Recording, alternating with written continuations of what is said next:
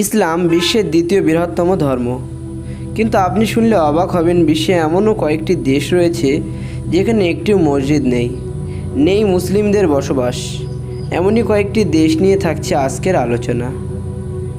পৃথিবীর যেসব দেশে মুসলিম ধর্মের মানুষের বসবাস নেই তার মধ্যে অন্যতম হলো ভ্যাটিকান সিটি।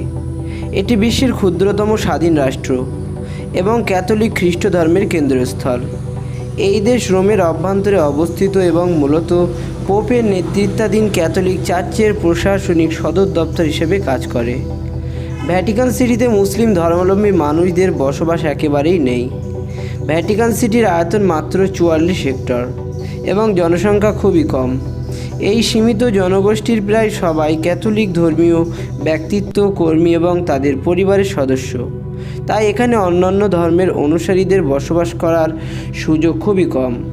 পৃথিবীতে এমন আরও অনেক ছোট ছোট দেশ রয়েছে যেখানে মুসলিম ধর্মের মানুষের বসবাস নেই বললেই চলে।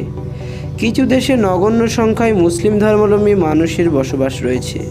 তার মধ্যে অন্যতম হলো টুভালু। প্রশান্ত মহাসাগরে অবস্থিত টুভালু একটি ক্ষুদ্র দ্বীপরাষ্ট্র। এখানে খ্রিস্ট ধর্ম প্রাধান্য পায় এবং মুসলিম জনগোষ্ঠীর উপস্থিতি নেই বললেই চলে। মুসলমানদের সংখ্যা এখানে এতই কম যে তা নগণ্য।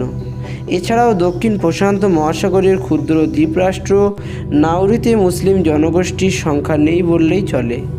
এছাড়াও মোনাকো, কিরিবাতি, সান মারিনো, ভানুয়াতু হলো এমন কয়েকটি দ্বীপরাষ্ট্র যেখানে মুসলিম ধর্মের মানুষের বসবাস একেবারেই নগণ্য। ভিডিওটি ভালো লাগলে লাইক করো ও অন্যকে শোনানোর জন্য বেশি বেশি করে শেয়ার করুন। ধন্যবাদ।